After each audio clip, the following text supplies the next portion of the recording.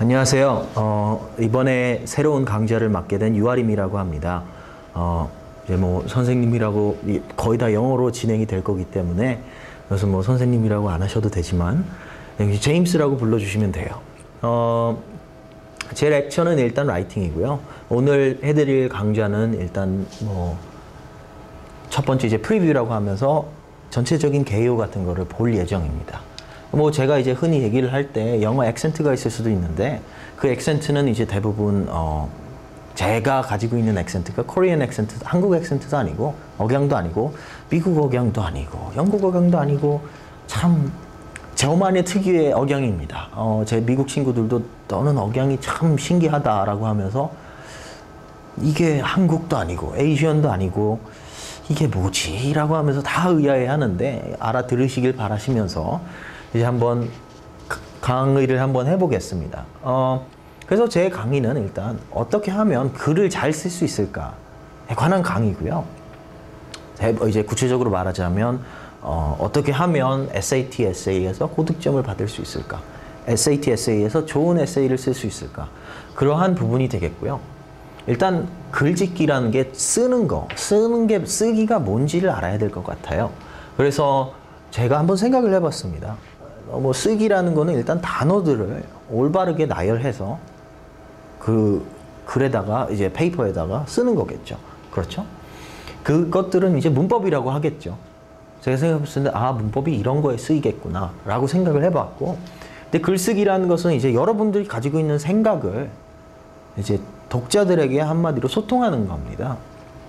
그렇다면 이제 그 안에 들어가 있는 생각들이 중요한 거겠죠. 여러분들이 써주시는 아이디어.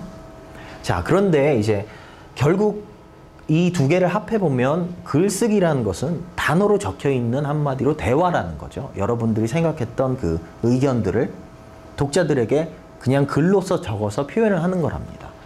하지만 아직 질문이 남아 있어요. 그렇죠? 도대체 어떻게 하면 글을 잘 쓸 수 있을까? 근데 이제 그 질문 자체가 두 가지로 나뉠 수가 있는 거죠. 어떻게 하면 글을 잘 쓸 수 있을까라는 질문이 있겠고, 혹은 어떻게 하면 좋은 점수를 받을 수 있을까? 저는 당시에 이제 SAT를 치를 때 12점 만점에 12점을 받았습니다. 그리고 나서 대학교에 가서 이제 계속 3년 동안 이제 렉처들을 들어왔어요. 강좌들을 들어왔어요. 그것도 글쓰기 강좌들을 들어왔단 말입니다. 그런데 그 글쓰기 강좌들을 듣다 보니까 생각이 드는 것은 아, 내가 이걸 미리 알았다면 좋았을 텐데, 이런 알고리즘을 미리 이렇게 직접적으로 알았다면 학생들이 더 잘 알 수 있었을 텐데, 그래서 만들어낸 것이 저는 사실 새로운 알고리즘인데, 제가 이제 이번 강좌를 통해서 강의를 통해서 드릴 수 있는 것은 여러분들이 글을 잘 쓰는 것, 일반적으로 글을 잘 쓰는 것, 그리고 또 이제 SAT, 에세이 부분에서 좋은 점수를 받는 것이랍니다. 그렇다면 이제 이 강좌가 여러분들이 여태까지 들어왔던 강좌들이랑 과연 뭐가 다를까요? 어떤 점에서 다를까요? 그래서 이런 생각을 먼저 저는 생각을 해봤어요. 알고리즘이라는 거를 한번 만들어 봐야겠다라는 생각을 해봤는데, 그러면 좋은 작가랑 좋은 글을 잘 쓰는 사람들이랑 글을 못 쓰는 사람들의 차이점은 뭘까? 이제 그런 거를 생각을 해보니까 글을 못 쓰는 학생들은 저도 그 중에 포함이 되어 있었어요. SAT라는 것을 처음 봤을 때, 그걸 처음 봤을 때 저는 이제 딱 자리에 앉았습니다. 문제를 받자마자 저는 쓰기 시작했어요. 뭔지도 모르고 막 써내려간 거죠.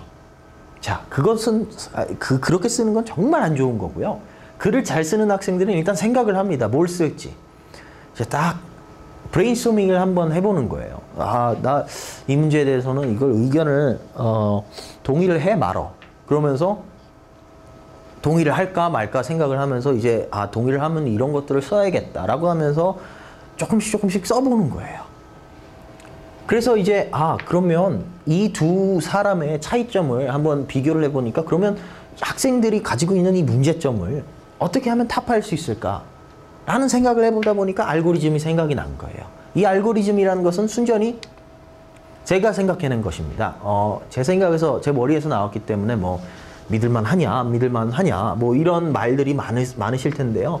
여러분들의 이제 여러 명의 그 교수님들과 미국 교수님들과 여러분들의 이제 작가들의 글들을 인용을 해서 한마디로 여러 아이디어를 많이 빌려왔습니다. 그래서 제가 이제 나중에 그 강의를 이제 진행을 할 때 그런 분들의 이름을 많이 거론하고 이제 그런 분들을 직접적으로 이제 감사하다라는 말씀을 드릴 거예요. 이 아이디어는 내 것이 아니라 이제 이 사람들한테서 빌려왔고, 이 알고리즘 자체라는 것은 전적으로 제 것이지만 이 알고리즘에서 들어가는 스텝이라는 게 있어요. 이제 조금 이따가 말씀을 드리겠지만 그 스텝이라는 과정 부분에서는 사실 제가 많이 빌려온 것들이 많습니다. 그렇기 때문에 제 역할은 아니고요. 그렇기 때문에 오히려 신빙성이 높아지는 것일 수도 있죠. 이미 여러 교수님들이 써왔던 방법이고, 이제 제가 여러분들을 이제 설득하기 위해서 많은 방법들을 제시를 할 겁니다. 이제 쓰는 것은 여러분들의 목표겠죠. 자, 그렇다면 이 알고리즘 IODP라는 건 과연 뭘까요? 라는 질문이 이제 먼저 나와야겠죠. 그렇죠? IODP 말만 들어봐도 이건 무슨 뭐 TOP도 아니고 이건 뭡니까? 라는 생각이 들겠지만, 자, 아이디어 오피니언 디벨롭먼트 페이퍼, 한마디로 이제 생각을 해보자면 여러 생각들, 이제 여러분들이 하는 생각들이랑 이제 의견이 나와요. 그렇죠? 그다음에 구체화를 합니다. 그 다음에는 여러분의 에세이가 작성이 되는 거예요. 한마디로 이 알고리즘이라는 것은 여러분들이 해왔던 생각들, 무의식적으로 해왔던 생각들을 그대로 그냥 직접적으로 보여주는 겁니다. 한마디로 의식적으로 여러분들의 사고 과정을 직접 하나하나씩 해결을 해나가는 거예요. 그렇다 보니까 무의식적으로 안 해도 되는 거죠. 좋은 글을 쓰는 사람들과 이제 글을 못 쓰는 사람들과 글을 잘 쓰는 사람들의 이제 비교를 해본다면 이 부분을 뛰어넘는 거예요. 한마디로. 글을 잘 쓰는 사람들은 무의식적으로 이 부분을 그대로 따라갑니다. 생각을 먼저 한 다음에 자신의 의견을 피력을 합니다. 그 다음에 그 의견을 한마디로 구체화합니다. 여기다 어떤 예제를 써야겠네 라고 생각을 하면서 글을 쓰는 거고, 글을 못 쓰는 사람들은 이런 것도 필요 없이 그냥 무작정 써내려가는 거죠. 그렇다 보면 이제 문제들이 많이 발생하는 거죠.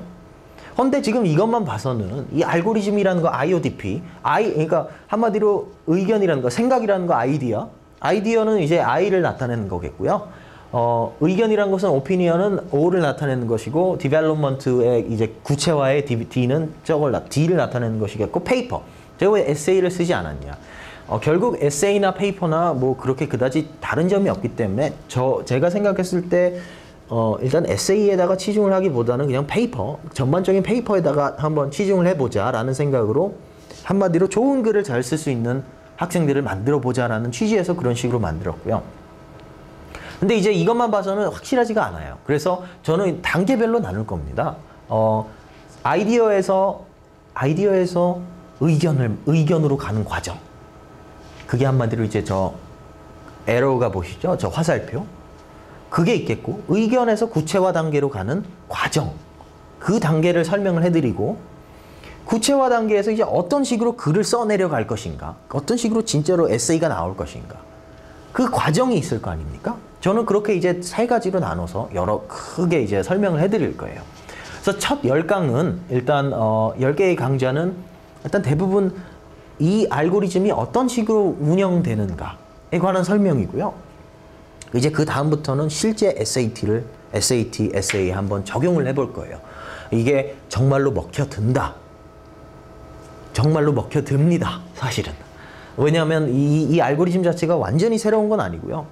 그러니까 여러분들이 여태까지 무의식적으로 사용해왔던 그런 생각의 나열들을 한마디로 이제 구체적인 알고리즘으로 저는 여러분들한테 가르쳐 드리는 거예요.